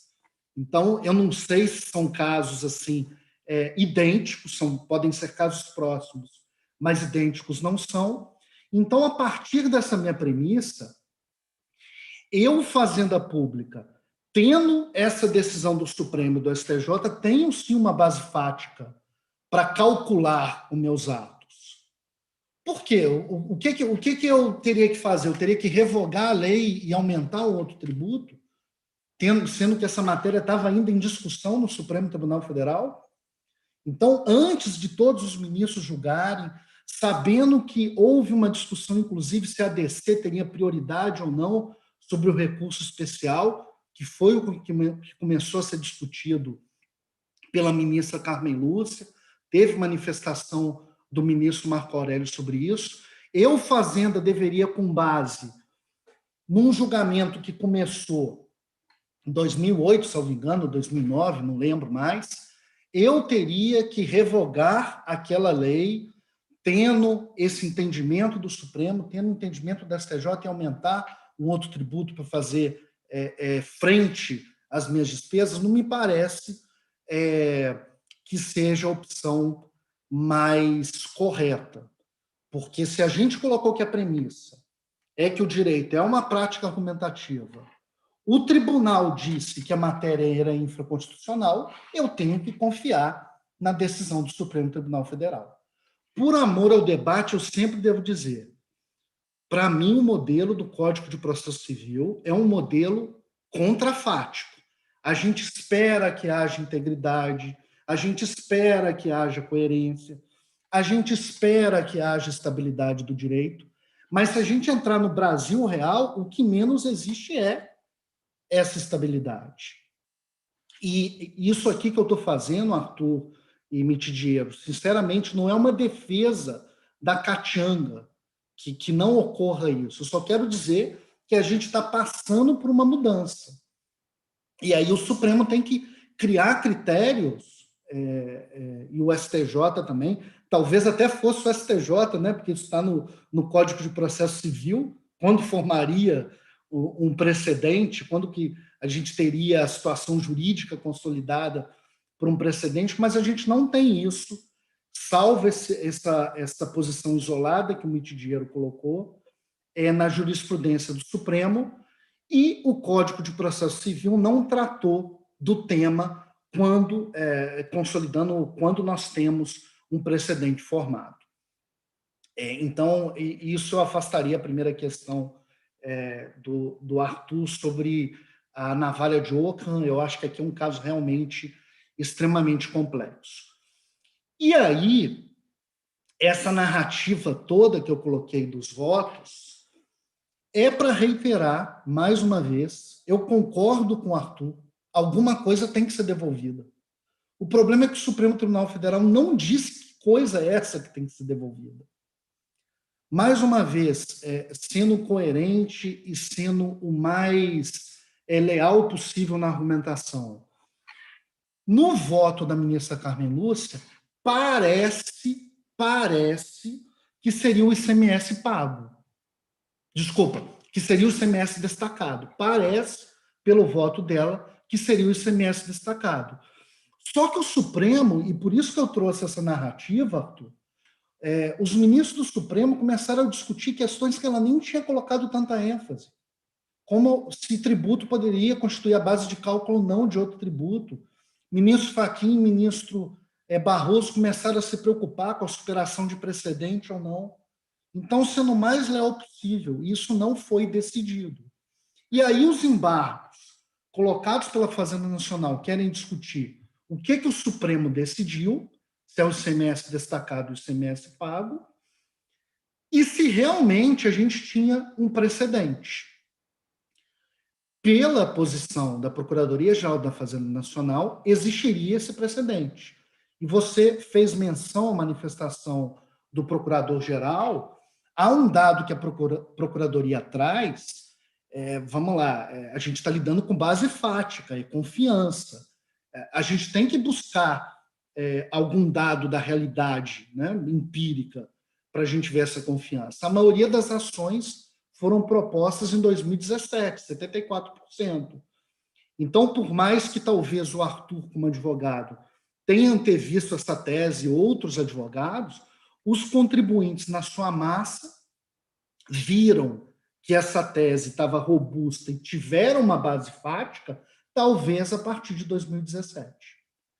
Quero dizer que aí é questão de ponto de vista. E aqui a gente está discutindo tese. Se a gente considerar que a base fática não é o STJ, essa minha tese desmorona, concordo. Mas ainda assim, a gente pode pensar se foi em 2011, por exemplo, quando tinha aquela repercussão geral. Então, eu só quero mostrar nessa minha fala, para dar oportunidade de dinheiro, e eu responder essa outra questão, que não é uma questão tão simples assim. E para quem gosta de teoria do direito, eu fico imaginando Mitidiero, que gostava tanto do Michele Tarufo, como eu também gostava, como é que o Tarufo ia ver essa questão do Brasil, né? É muito complicado mesmo. Então, essa é minha manifestação por hora. Obrigado, então, Giotti. Eu só diria, ela pode não ser fácil, mas tem um elemento inicial que pode ser simples. Se é indevido, a pergunta é, tem que devolver? Então, Mitidiero, aqui mandando um abraço do nosso amigo Maurício Tinduvalli, que aqui escreveu a mim. Dar um abraço agora. Te passo a palavra. Valeu, Arthur. Obrigado, Daniel. Pô, um abração para o Maurício. Primeira vez que eu fui não foi a primeira vez que eu fui a Curitiba, mas a primeira vez que eu fui visitar o Marinoni no escritório, que hoje é nosso, quem foi me buscar foi o Maurício. O Maurício era nosso sócio na época. Maurício, que bom saber de ti. Estou te acompanhando também pelo Instagram. Hoje a gente é amigo de várias pessoas pelo Instagram, né? A gente se relaciona. O Daniel mesmo é meu amigo de Instagram e a gente conversa e interage. É impressionante como isso é uma boa ferramenta. Mas, enfim, que legal saber do Maurício. Um abração, meu velho. Bom, vamos lá, né? Primeira coisa, eu vou voltar a esse ponto porque eu acho que é um ponto importante. Eu, naturalmente, vou responder junto com o Arthur que existe uma premissa fundamental de que é indevido e precisa ser restituído. Ponto. Porque a gente não fica com a coisa dos outros. Então, em síntese, inclusive eu diria mais, né? O direito tem que vir com as mãos limpas. É uma regra clássica de boa-fé, que de seu turno tem a ver com confiança e tem a ver com segurança, de que aquele que viola uma regra não pode ficar com o resultado da violação da regra. É a proibição do TUCOC, né? Mas, enfim, então, premissa assentada. Agora, em segundo lugar, eu vou voltar com esse ponto, né? Na minha avaliação, o tema do precedente não é um tema de processo civil, e o tema da superação do precedente também não é um tema de processo civil, e o tema, portanto, da superação para frente do precedente também não é de processo civil. Então, o Código de Processo Civil, por uma contingência histórica, acabou trabalhando com o tema, né, porque no Brasil nós começamos a discutir mais o tema a partir, principalmente, de uma monografia escrita pelo Marinoni, Precedentes Obrigatórios, de 2010. Então, isso acabou tendo o gancho do projeto do Código e se inseriu no projeto do Código essa temática. E isso é importante, por que eu estou dizendo que, por que eu estou trazendo esse histórico? Isso é importante porque isso joga o problema do precedente para definições ligadas à teoria da norma e à teoria das fontes. E, portanto, à teoria do direito, né? E aí eu vou começar a responder também a provocação que o Arthur me fez. Eu acho que a principal diferença entre o realismo americano e o realismo genovês é que o realismo genovês ele é um realismo metodológico, né? E ao passo que o realismo americano ele é um realismo ontológico. Não, o direito é aquilo que as cortes dizem que é direito e ponto, né? Diria Frank. O Lewin começa o seu mais conhecido trabalho de introdução à teoria do direito nos Estados Unidos dizendo, olha, o que eu entendo que é direito é aquilo que as cortes fazem todos os dias. Aquilo, para mim, é direito. Já os realistas genoveses não vão a tanto. Os realistas genoveses, olha, na verdade, é preciso distinguir texto e norma e ver a norma como resultado da interpretação. Os limites dessa atividade interpretativa são limites ligados, né, à justificação e aos códigos interpretativos, né?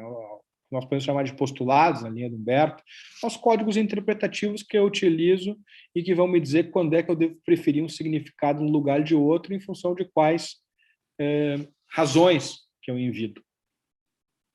Então, assim, dito isso, eu não tenho dúvida que o que outorga segurança é a cognoscibilidade, é o conhecimento que eu tenho a respeito do conteúdo que me é assinalado pelo Supremo Tribunal Federal como sendo adscritível ao núcleo dos textos que eu debato, né? Então, vamos lá, eu posso pegar uma tese, e isso é aplicável ao STJ e é aplicável ao Supremo, né?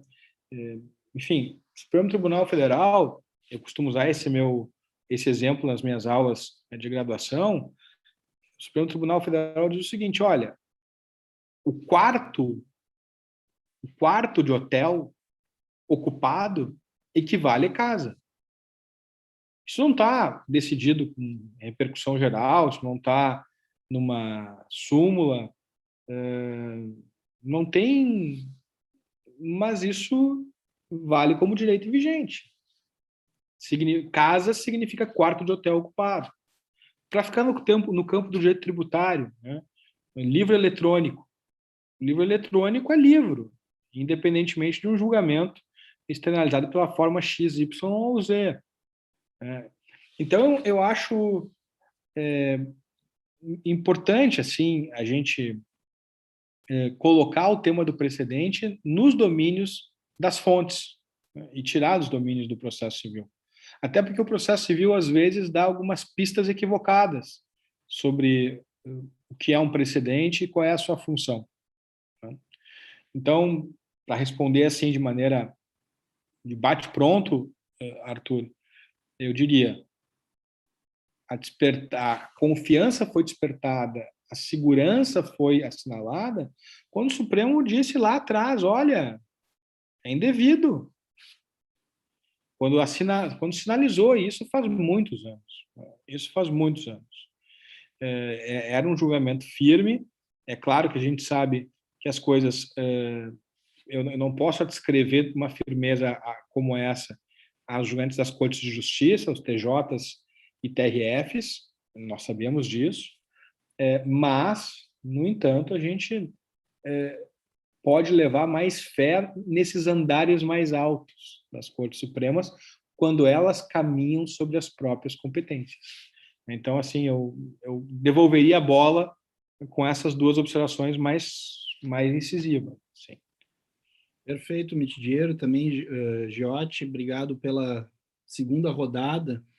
E eu até, ainda nessa linha da formação do precedente, né, eu trabalhei alguns anos na Justiça Federal como servidor público, inclusive fomos lá que nos conhecemos, né, Mitidiero, lá no gabinete do Leandro Paulsen, quando eu ainda trabalhava lá com ele, e eu me lembro daquela época em que era assessor de juiz federal, muito antes, portanto, do atual Código de Processo Civil de 2015, em que não havia ainda a mesma intensidade dogmática em volta dos precedentes, quando lá, naquela época, a gente sabia que uma decisão do plenário do STF cortava via forma a institucionalização, sabia lá no gabinete, saiu uma decisão do pleno, não precisa sequer estar publicada, né? Podia ser muitas vezes, se recorda também os dois colegas aqui que tinha aqueles informativos do STF periódicos, que eram impressos numa folha quase como um jornal, se tinha ali informação, automaticamente todo o modelo de decisão que tinha no gabinete era adaptado àquela decisão do pleno do STF. E nem se perquiria se, olha, mas tem efeitos vinculantes, tem efeitos transversais, isso afeta a sua parte? Não, a questão é, o Supremo produziu aqui uma decisão com um enunciado que eu não posso simplesmente tapar os ouvidos e fazer como se ela não existisse. Eu sei que ela existe. E o que é para mim mais chocante, que eu não sou processualista, é que, aparentemente, a partir do momento em que essa cultura de precedentes venha a ser incorporada em textos legais, textos legislativos, aparentemente, a gente passou a ter um desdém cada vez maior em relação a essas decisões que são tomadas pelo STF. Eu tenho aqui um outro caso, que não é o do ICMS no PIS e COFINS, em que o Supremo produziu ali a decisão, a tese na repercussão geral, e prontamente fomos ao nosso processo e informamos ao juiz de primeira instância, olha, o Supremo publicou aqui a ata da decisão de repercussão geral. Pode, então, nos deferir uma liminar, já que foi decidido? E a juíza, de pronto, no dia seguinte, diz, não, pera lá, o acórdão não está publicado. Portanto, eu nada sei sobre o direito enquanto não saiu o acórdão. Perceba, então, os dois colegas Daniel, parece que a partir do momento que foi incorporado, ou pelo menos se tentou incorporar na legislação processual essa cultura de precedentes, parece que se tem uma fraqueza ainda maior do que se tinha antes. Não sei, é uma impressão daquele que não é processualista. E uma pergunta que eu aqui faria para essa terceira rodada ao Daniel Giotti, que eu acho que ele mencionou um ponto que eu acho muito interessante de se refletir se a gente entrar no pragmatismo. Então, aqui presumindo, tá, que temos 250 bilhões de passivo, essa dívida é insuportável, estamos diante de uma decisão trágica, tal como na analogia que fiz no início lá do Tomás de Aquino, de ter ou não que devolver a arma que pertence àquela pessoa, a qual, infelizmente, está bêbada naquele momento. Devo devolver? Não. É um caso trágico, é um caso extremo, que aquela pessoa não está intitulada a receber aquilo que é seu. Então, vamos aqui presumir, 250 bilhões vai gerar essa catástrofe. E aí, se é um caso de dilema trágico, não devolver ao contribuinte ou devolver ao contribuinte uma parcela menor, ou até em alguns casos, o Daniel Giotti sabe muito bem, que se o Supremo acolher a tese alternativa da Fazenda, em que o indébito é o ICMS pago no mês e não o ICMS destacado, para várias empresas isso vai redundar em devolução de zero, considerando os cálculos contábeis que, a depender da situação, vão ser gerados. E, portanto, diante desse cenário trágico, presumindo que haverá essa tragédia, não devolver ao contribuinte dos males possíveis, esse é o melhor, ou, como talvez o próprio Giotti deu na sua fala, uma solução alternativa. Qual seja, cabe ao Congresso, em não havendo a modulação e havendo um passivo de 250 bilhões, politicamente se articular para criar um novo tributo. O que há de tão trágico nisso? Eu aqui questionaria aos nossos dois convidados. Veja, a gente está entrando daí não mais na seara jurídica e deixando isso para o debate parlamentar, porque se é trágico esse passivo, vamos custear este passivo a longo prazo, porque aí a sociedade, de novo, dentro da mentalidade da confiança, o empresário, por exemplo, ele vai poder se organizar, olha, eu vou ter que arcar com esse ônus adicional e a partir de agora eu vou projetar os meus negócios. E não modulando efeitos em relação ao passado, em que, em muitos casos, a gente sabe que o empresário vai ter que devolver aquilo que, inclusive, já compensou. Que a gente sabe, eu tenho vários clientes, por exemplo, que já compensaram a íntegra desses valores. E, portanto, e é mais uma lição da filosofia, né, que é a decisão do duplo efeito nos cenários trágicos, em que a regra prudencial é sempre buscar o mal menor. E, portanto, o mal menor é não devolver nada para ninguém, ou o mal menor é forçar o legislativo a criar um novo tributo para financiar esse passivo de 250 bilhões daqui para frente, permitindo que o contribuinte se organize. Então, na minha leitura, Giotti, talvez a tua fala tenha dado a decisão mais prudencial no caso aqui da modulação de efeitos. Passo a palavra de volta ao Giotti e depois ao Mitidiero. Bem, antes de eu entrar nessa questão, Arthur, eu vou me concentrar nela. Pode ficar tranquilo como mediador. Só lembrar aqui que essa questão dos 25 anos que eu coloquei, disso ter gerado uma expectativa, uma base fática, está num artigo de alguém que é conhecido aqui de todos nós também, né? A gente está vendo que a gente tem vários amigos em comum, que é o professor Luiz Reichel, que é bem conhecido do Daniel Mitidiero, tem esse artigo dele, eu queria fazer essa menção, e também fazer uma menção para o Mitidiero, que mandou um abraço para ele, também o Gustavo Fossati. Eu participo de um grupo de pesquisa na FGV com ele, e ele me pediu para te mandar esse abraço ao vivo aí. Bem, então vamos separar aqui. A questão jurídica, a defesa da PFN, é que haveria um precedente, que haveria a base fática a partir dessas decisões do Supremo colocando que a matéria é infraconstitucional e o RESP, que surgiu em 2016, e a súmula cancelada em 2019. Isso seria o aspecto jurídico. Então, eu teria segurança jurídica, teria aqui a superação de um precedente. Só para deixar isso claro. A pergunta que o Arthur me faz é o seguinte: se não for isso, se o Supremo não decidir que é uma questão de superação de precedentes, se ele for para o pragmatismo vulgar, né, o Arthur, o que seria melhor? Aí é uma pergunta quase que para o cidadão e para o teórico, não mais.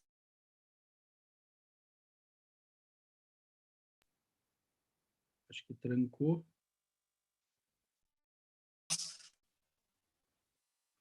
Oi, Giotti, trancou ali um pouquinho. Voltou. Então, qual que seria a opinião do cidadão e do teórico?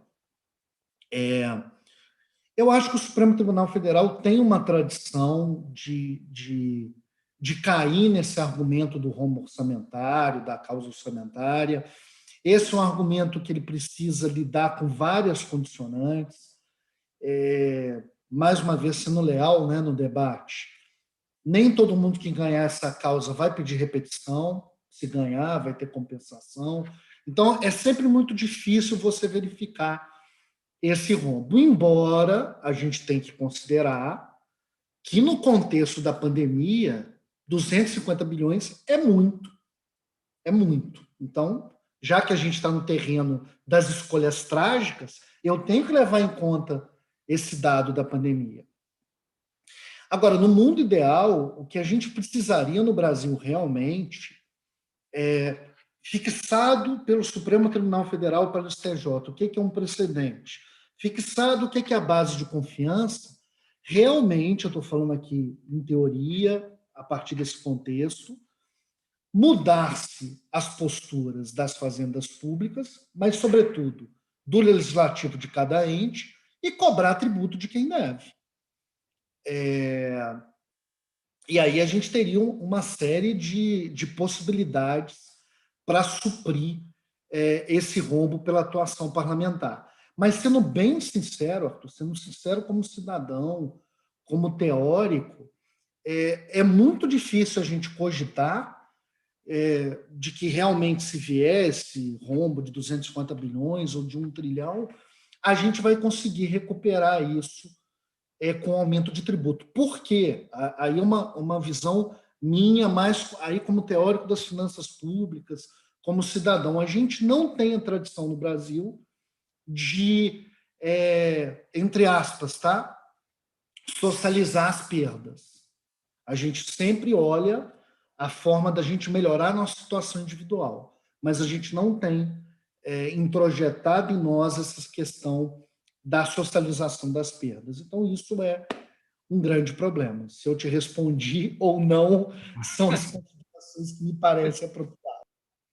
Obrigado, Giotti. Mas só lembrando, né, a gente já teve um caso idêntico a esse que eu estou aqui propondo, que é o caso do rombo do FGTS, dos expurgos inflacionários, que gerou 40 bilhões de um passivo, o qual foi, em 5, 6 anos, quitado por meio de um novo tributo, que foi a contribuição do FGTS da Lei Complementar 110. Então, em certo sentido, isso já ocorreu antes. Mitidiero, o nosso estimadíssimo amigo Pedro Adami, aqui nos deu a alegria de aqui aparecer. Não sei se tu fala primeiro ou o Pedro já dá o seu olá aqui. Pedro tem prioridade sempre, né? Obrigado. A vantagem de ter bons amigos é essa, né? O cara chega atrasado, fala antes, enfim.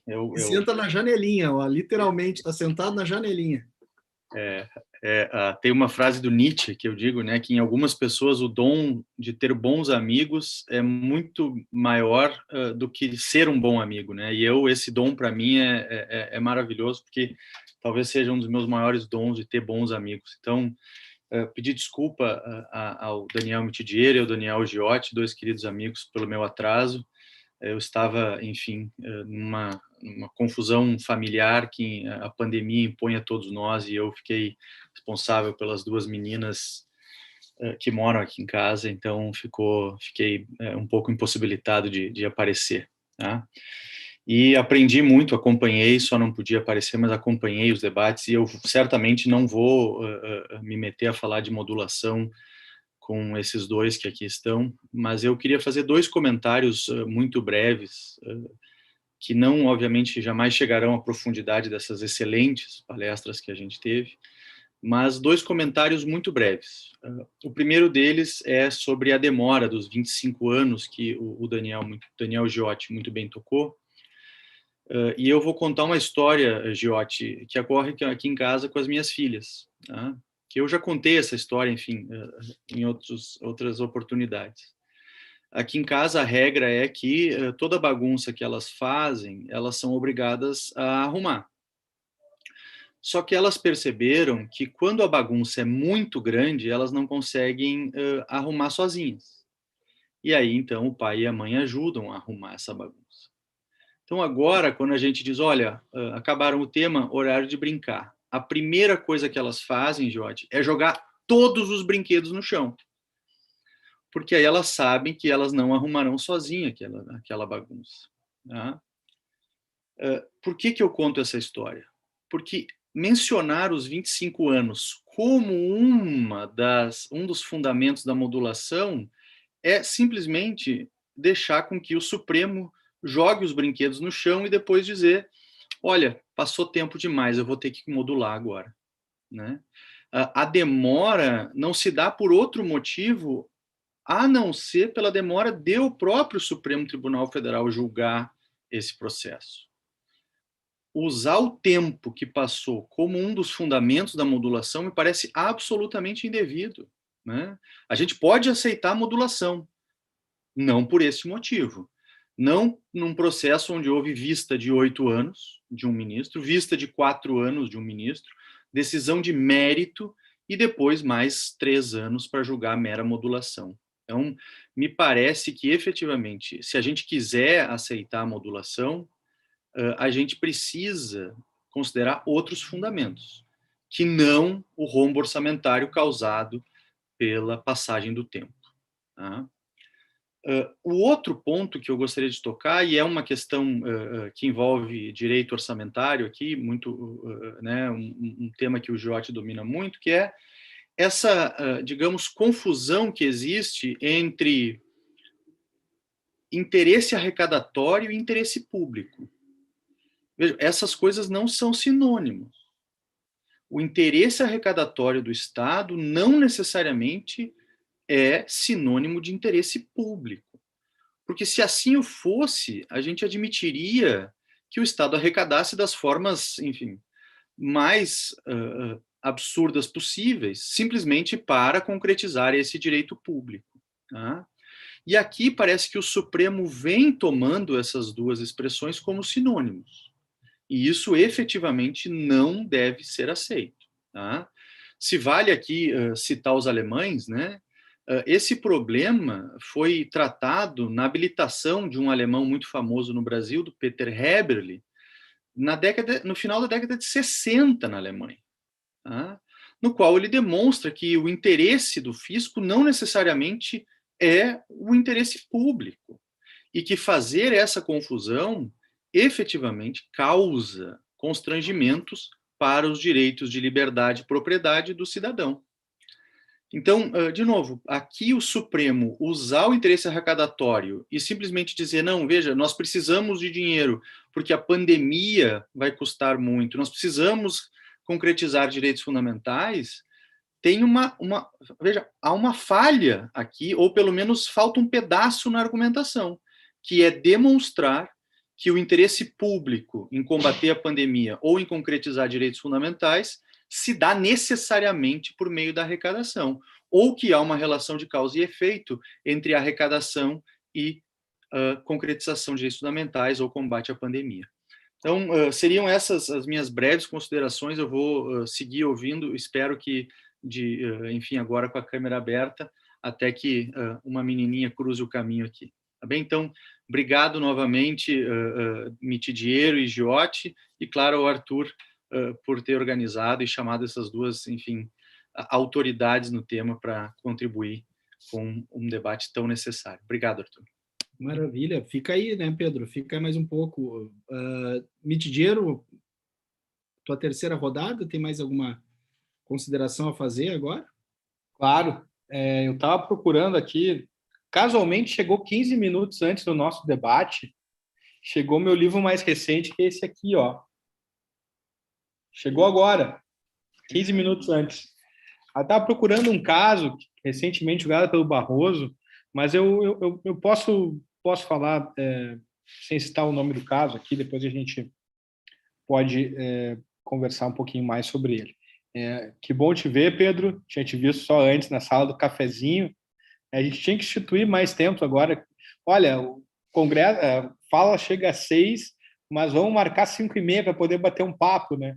E no fim eu também acabei entrando depois, porque errei a senha. Essa é a idade. E Daniel, obrigado pelo abraço do Tavo. Tavo, meu queridíssimo amigo, irmão, convivo desde os 5 anos de idade com ele. Tavo, forte abraço. Tavo tá aí no Rio, né? O sonho de todo gaúcho é morar no Rio, né? Tá bem, tudo certo. Vamos lá, eu quero reforçar esse ponto, né? Quer a gente chame como a gente queira chamar, né? Eu acho que a gente tem que distinguir modulação de efeitos de decisão, de inconstitucionalidade, de superação para frente do precedente. A gente precisa distinguir essas duas coisas. Tá? mas na minha avaliação, a gente não pode, de modo algum, autorizar que alguém que quebre uma regra fique com o produto de uma regra, seja qual for a justificativa. O ministro Barroso, que, enfim, o ministro é um jurista que eu respeito muito, é uma pessoa que eu gosto muito, ele tem um julgado em que ele justifica a modulação dos efeitos, porque, mediante o valor arrecadado, se estaria viabilizando a realização de direitos fundamentais. Então, por isso, estaria justificada, por assim dizer, um interesse público primário na manutenção, vamos colocar dessa maneira, com a União, do valor arrecadado. Assim, vamos lá, né? O Luiz Fernando Veríssimo tinha umas personagens que eram as cobras. Não sei se vocês se lembram das cobras. Eram os quadrinhos do Luiz Fernando Veríssimo. Né? Aí tinha um primeiro quadrinho, tinham duas pessoas olhando assim, e aí só tinha um pó, pó, pó. Aí o segundo quadrinho, assim, diz assim, bah, golpe baixo. Aí o terceiro quadrinho, do bem, que fase. Até o bem dando golpe baixo. Não, o bem não pode dar golpe baixo, né? Eu acho que a gente trabalha com o direito e a gente precisa manter uma argumentação coerente no sentido de que modulação de efeitos é uma coisa, superação para frente do precedente é outra.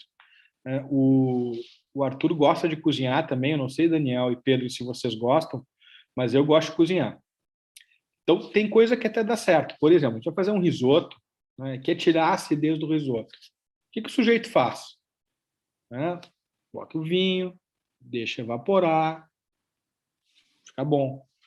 Ah, mas o sujeito não gosta de álcool, é abstêmio. O que o sujeito faz? Vai lá e pega uma laranja, o cara espreme a laranja, né, vai ficar menos ácido. Tem coisa que dá para fazer, outras coisas não dão para fazer. Esse é o tipo de coisa que não dá para fazer. E para terminar a minha intervenção, eu sei que a gente está no nosso tempo, eu diria o seguinte: não é por acaso. A grande contraposição no Estado constitucional é entre órgãos de controle e órgãos de governo. Os órgãos de controle são pautados pelo direito. Os órgãos de governo são pautados pela política. O problema do 225 bilhões, 229 bilhões, é um problema que pode ser político. Tem que se resolver pelos órgãos de governo. Porque os órgãos de controle precisam controlar, fazer aplicar o direito. É bastante simples. Né? Então, eu diria assim, desde o ponto de vista da teoria do direito, a solução também está dada. Né? O órgão de controle controla, aplica a regra, com as suas consequências, sem particularismos. Órgãos de governo fazem política, para que as pessoas no futuro possam se planejar e fazer atuar a política. É bastante simples. Então, né, naturalmente, respeitando os pontos de vista contrários, essa seria a contribuição que eu queria dar ao debate. Perfeito, Daniel Mitidiero. Exatamente a partir da tua fala, eu estava aqui me lembrando de um outro evento sobre esse mesmo tema, que o convidado apresentou uma outra solução que talvez também caiba aqui ao final, já nos encaminhando para o encerramento desse nosso encontro, também aqui ventilar e debater, em que esse convidado mencionou que a União, na verdade, todos os órgãos públicos, já tem a seu favor sempre uma modulação de efeitos. E essa modulação de efeitos se chama pagamento por precatório. Né? Porque qualquer um de nós aqui, quando a gente sofre uma condenação judicial, a marreta vem já logo em seguida, depois do trânsito em julgado. E, portanto, né, nós temos que quitar as nossas dívidas. E o Estado, aqui considerado em sentido lato, já tem uma benesse, que é contrair uma dívida, a qual vai pressupor pagamento por precatório, a qual nós bem sabemos, não obstante a crise pandêmica que estamos vivendo, o endividamento é uma solução. Né? Então, obviamente, ninguém gostaria que isso viesse a acontecer, mas a Constituição, lá no artigo 100, já dá uma solução. se é uma situação extrema de endividamento público por causa da pandemia, talvez uma das soluções seja expedir os precatórios a quem for e, obviamente, demorar ao seu pagar. Mas uma coisa que a fala aqui do Mitidiero me alertou e também, inclusive, me lembrou uma piadinha meio sem graça, né? E que indica exatamente o ato mínimo de responsabilidade na expressão que eu sei que o Daniel Mitidiero gosta, que é accountability, né? A modulação de efeitos do direito tributário cada vez mais retira esse accountability, essa responsabilização do Estado pelos seus erros, ou como o Pedro faz em relação às suas filhas, né, de obrigar elas a manter o quarto minimamente organizado. E a piadinha é essa fraca, que é de um português, e eu aqui já alerto antes que, né, o PC venha me perseguir, né, eu sou cidadão português, então eu posso fazer piada de português. E a piadinha fraca que eu vou aqui adaptar para o caso é a situação em que o Joaquim foi acusado de praticar homicídio e lá na primeira audiência, né, do processo penal, diante do juiz, o juiz pergunta para o Joaquim: ô Joaquim, que história é essa aqui? Tá sendo acusado de praticar homicídio, o que tu tem a dizer sobre isso? E o Joaquim: olha, pois bem, excelência, matar eu matei, mas eu quero ver é provarem. Em certo sentido, é como a União, agora de forma reiterada, está dizendo, ó, inconstitucional é inconstitucional, mas eu quero ver devolver. Devolver eu não vou devolver, não. Né? Então, em certo sentido, a gente vê uma analogia dessa completa falta de accountability por causa da União, ou em relação à União, nesses casos de modulação de efeitos. Então, eu não sei qual é o melhor modo de solucionar esse cenário trágico, se ele existe. Mas uma coisa para mim é certa: não devolver ao contribuinte não é uma alternativa, tal como ilustram bem os exemplos gastronômicos aqui que o Mitidiero nos trouxe. Né? Na cozinha tem coisas que a gente pode fazer, mas é óbvio que tem coisas que a gente não pode fazer, sob pena de estragar completamente a refeição. Não sei se o Jote ou o Pedro querem mais apresentar mais algum comentário, senão a gente já se encaminha para o fim. É uma coisa assim muito rápida, só porque a gente tem que pressupor aqui que tem pessoas nos acompanhando com todos os níveis de conhecimento possíveis sobre a matéria, né? Só mencionar a questão do quórum, rapidamente. Ah, sim. Boa. Né? Muito rapidamente. O Mitidiero já deixou isso claro, eu só vou reiterar. Deve haver, pela maioria da doutrina, uma diferenciação entre o que seria modulação de efeitos e superação de precedentes. A modulação de efeitos está prevista no artigo 27 da lei, cujo número eu sempre esqueço, é a idade também, a lei Gilmar Mendes, vamos chamar assim, e a superação de precedentes estaria no 927, sobretudo no parágrafo 3º do CPC. Então, a tese da Fazenda Pública é que, se for a superação de precedente, pressupondo que houve um precedente formado com base nessa base fática que eu já coloquei aqui exaustivamente, eu devo aplicar o 927, parágrafo 3º, que não prevê o quórum qualificado de 2/3. A tese da Fazenda é que seria um silêncio eloquente, onde a Constituição quis um quórum qualificado, ela estabeleceu, a própria lei, o Estatuto da Magistratura também. Então, essa é a tese da Procuradoria. Eu tenho certeza que o Mitidiero quer colocar outra posição aí, então vou deixar esse espaço para ele. Ótimo, bem lembrado, Jote. Mitidiero, tem o teu comentário sobre a questão do quórum? Claro, podemos conversar. Mas eu quero só dizer o seguinte, né? Em primeiro lugar, para também deixar bem claro, na minha opinião, não se pode modular efeitos de decisão de inconstitucionalidade a favor da Fazenda Pública. Primeiro ponto. Aquela do artigo 27, da 9868. Tá? Vou deixar claro. Agora, em sendo o caso, eu posso superar para frente precedente a favor da Fazenda Pública. Então, vou deixar claro. Tá? Porque a Fazenda Pública também é titular do direito à segurança jurídica. São coisas diferentes. Tá? Bom, na modulação de efeitos da decisão de inconstitucionalidade, porque eu preciso conter o juízo de inconstitucionalidade e manter atos inconstitucionais em vigor, eu tenho um quórum de 2/3. Na superação para frente do precedente, eu não tenho esse mesmo exigência de quórum. Então, se eu colocar como um problema de superação para frente do precedente, que a meu juízo, nessa situação, não ocorre, é um problema de formação do precedente, e, portanto, não poderia nem se cogitar de outorgar eficácia ex nunc. Nesse caso, a modulação, a superação para frente do precedente é com quórum simples. Né? Minha avaliação. Enfim, eu participei de um debate sexta-feira com a Misabel, com a professora Misabel, com o professor Daniel Sarmento, e o professor Daniel Sarmento já se orientou no outro sentido, mas eu parto desse pressuposto, são coisas diferentes. Porque eu não tenho uma mudança de manutenção de atos inconstitucionais. Eu tenho simplesmente uma proteção na transição. É diferente. Mas, enfim, então, nesse caso, um pouco diferente. Muito obrigado, Arthur. Maravilha. Desculpa te interromper, Arthur. Só falar para o Mitidiero que eu coloquei o julgado que ele estava procurando, se ele quiser. Obrigado. Falar. Tá no... Não precisa. Então tá bom. Tudo certo. Obrigado.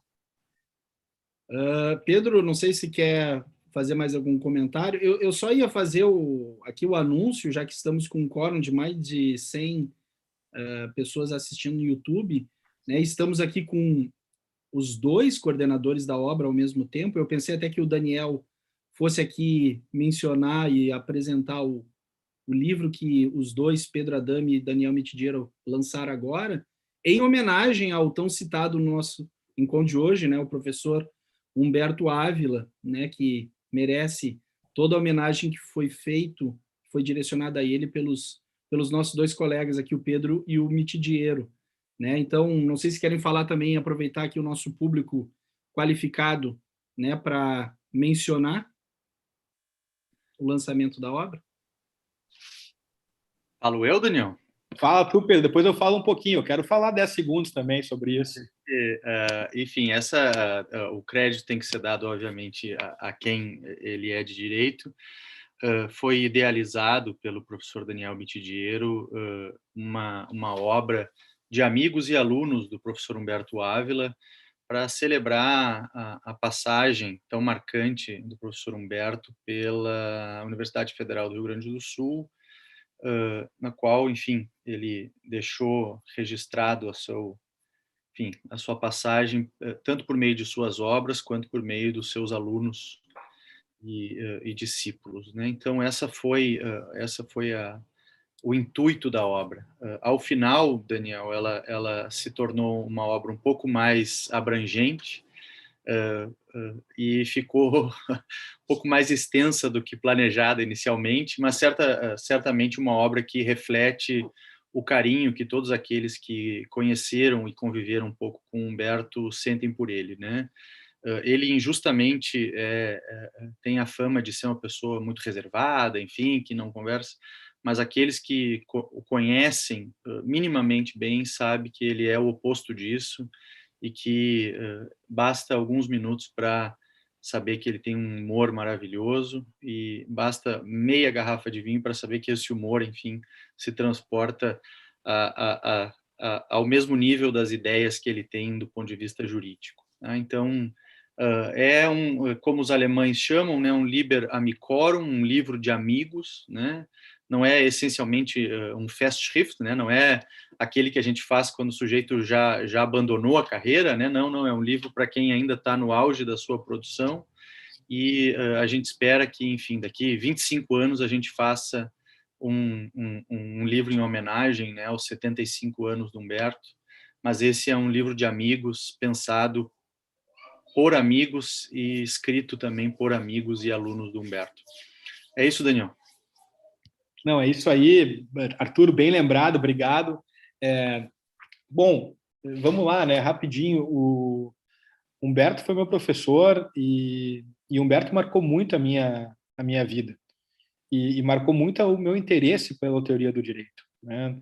O professor Ovídio e o professor Carlos Alberto gostavam de filosofia do direito, mas eles não tinham, eles viviam naquele rescaldo do positivismo jurídico, sabe?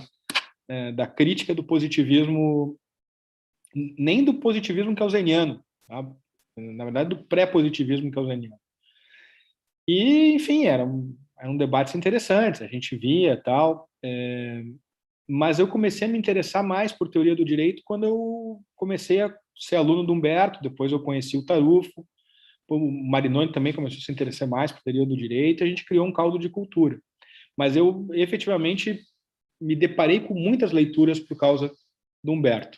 E quando ele foi para a USP, eu pensei assim, olha, aqui claramente a gente tem um ciclo fechado, né? Porque o cara se moveu de um estado para outro. Primeiro estava na PUC, depois foi para a URGS, depois ele foi agora para a USP, sabe-se lá para onde é que pode ir ainda. Mas eu acho que é muito bacana a gente marcar esse grande período. E eu olhei para o Pedro e digo, Pedro, vamos aproveitar os 50 anos dele e vamos fazer esse Liber Amicorum, que eu acho que é uma coisa super justa. O Pedro, como grande discípulo do Humberto, topou na hora. Nós somos queridos amigos. O Humberto é um cara sensacional, né? Sensacional, realmente, um cara sem palavras. E o resultado ficou muito legal, o livro está ótimo. Eu não recebi aqui o livro ainda, Arthur, senão eu já teria mostrado na tela. Então, o livro não está aqui ainda, a gente vai, assim que chegar, nós vamos divulgar. Inclusive, a gente podia fazer um evento do IET aqui para divulgar o livro, enfim, fazer algum bate-papo, assim, acho que seria muito legal. Mas, enfim, foi um grande prazer poder organizar esse livro com o Pedro, em homenagem ao nosso amigo Humberto. Eu sei que também teve uma enorme influência no teu pensamento, Arthur, e acho que de todo mundo que estuda direito tributário, e hoje mais direito tributário, né, que tem interesse por teoria do direito, passa obrigatoriamente pelas ideias que o Humberto vem desenvolvendo. E é isso. Maravilha, Qual então, editora? Qual editora? Juspodium, né? Juspodium. Juspodium Malheiros, né? Estão fazendo coedições agora. O título é Direito, Razão e Argumento, com título bonito, idealizado pelo querido Mitigiero. Muito bom. Não, isso aí foi litisconsórcio nosso. Direito, Razão e Argumento foi litisconsórcio, porque eu não seria capaz de chegar lá.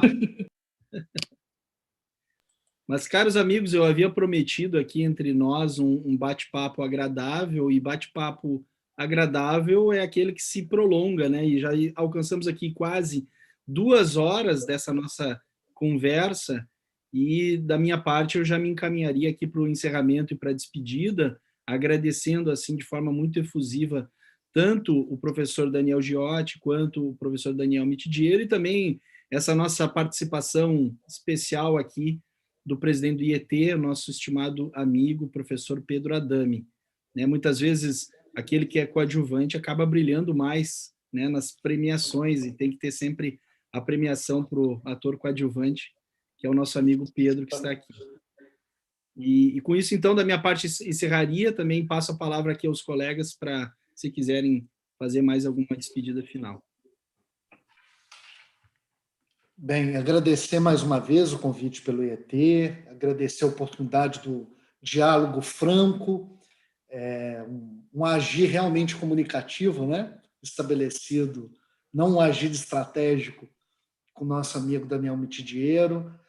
Parabenizar o IET, não só por esse evento, mas por tudo que ele faz pelo direito tributário, e está nas mãos do Pedro Adami e do Arthur já nos últimos anos, e me colocar à disposição de todos e esperar, apesar de toda a minha fala, reiterar que eu sou um crítico da modulação no mundo ideal, mas esperar que a gente consiga melhorar o ambiente do direito tributário e também colocar alguns parâmetros aí sobre o que seria precedente ou não. Muito obrigado pela oportunidade de fala.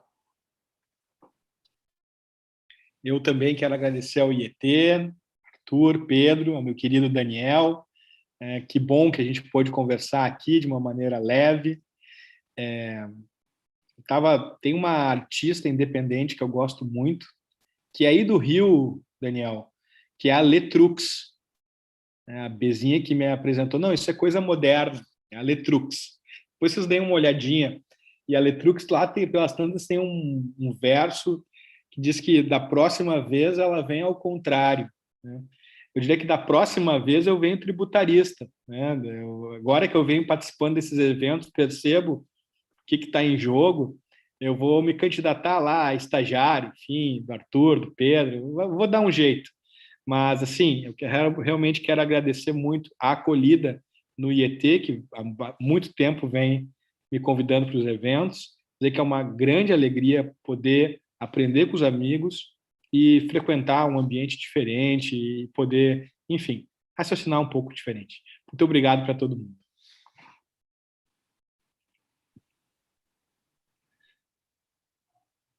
Bom, então, faço eu aqui o agradecimento em nome do IET. Obrigado, Daniel Mitidiero, Daniel Giotti. Certamente 2 horas que passam rápido e todos aprendemos muito com os dois. Discordâncias à parte, é assim que a gente faz o direito evoluir. E Daniel, se tu quiser te candidatar, Daniel Mitidiero, a estagiar no meu escritório, eu vou te dar a resposta que meu primeiro chefe me deu quando eu perguntei sobre a remuneração. Ele disse: a maior paga é o aprendizado, né? Então, e aí, claro, ficou que eu trabalhava e recebia o aprendizado em troca. Então, será uma alegria te receber lá, meu amigo. Obrigado, Arthur.